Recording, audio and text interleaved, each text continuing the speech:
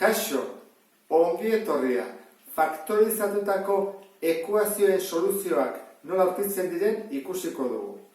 Zer behar dugu faktorizatuta baldin badago? Horietako parentesi bat zero izatea. Nahikoa da bat dena zero izateko. Orduan honek zenbat soluzio izango dituzke 3, izan daiteke hau 0, izan daiteke hau 0, edo hau ere 0. Orduan, segun zenbat parentesi ditugu, hainbeste soluzio izango ditugu. Adibidez hemen, zenbat parentesi ditugu? 2. Zenbat soluzio izango ditugu? 2. Izan daiteke, hau izan daiteke 0,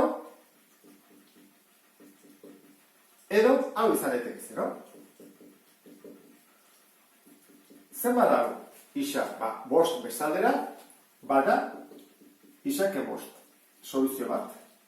Isak -5 balio badu, ja soluzioa da. Eta bestea, izango zateke, isa berdin 2. 2 soluzio ditu. Horran, guk topatzen dugunean horrelako ekuazio bat, eta zen, egiten badugu bide hau, faktorizatzen baditugu, horra aurkituko ditugu bere soluzio guztiak. Adibide bat egingo dugu nahi. Ekuazioak faktorizatzeko bide desberdinak ikusi genituen, ezta? Lehenengoa zen izaten da faktore komuna ateratzea. Badago hemen baten bat? Bai, isa, ateratzekegu isa. Orduan, gehituko itzaguke horrela. Isa berdiru, gehi, 2 isa berdi, denek etzen neurako isa bat, ezta? Urrengo izango da, ken isa, ken 2, berdin 0. Hori egin ondoren, bigarren pausa da Ruffinikin hastea. Orduan, jarriko dut hau dena, 1, 2, -1, -2. Eta joango ya, poliki denak egiten. Zein da -2-ren zatitzailea? Bat baino gehiago ez da? Ditugu. +-1, +-2. Lau ditugu. Horan, probatu bat dugu batekin.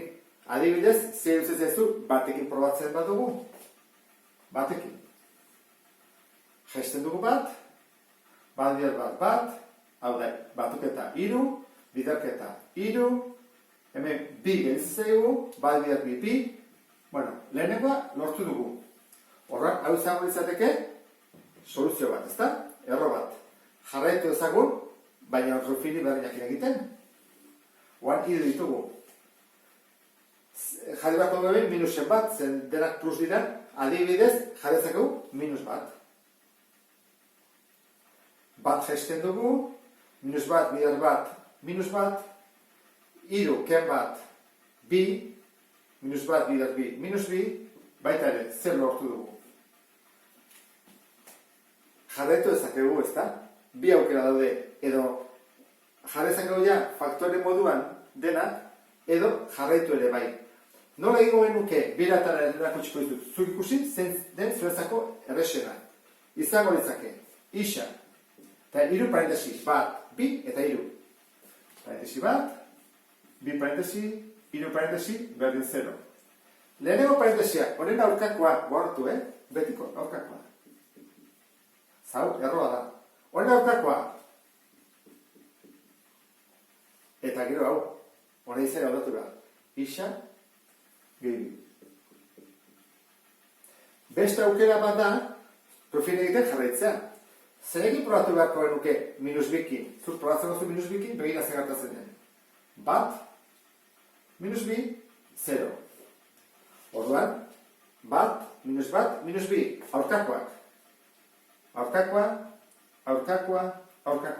Ezak izan den zuretzako errexena. Soluzioak oso errex aurkituko dituzte, ezta? 0, eta gero beste dira, 1, -1 eta -2. Baina beste bide luzeago bat egingo dut zuko beto ulertzeko. Bat da, isa berdin 0.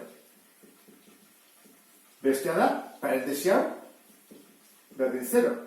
Bestea da, parentesi hau, berdin 0, eta parentesi hau, berdin 0. Horein isolat ditugu, isa berdin bat, beste soluzio bat, hau izan bat, lehenengoa, hau bigarrena, isa berdin -1, hirugarren soluzioa, eta laugarrena, batutzeena kentzen.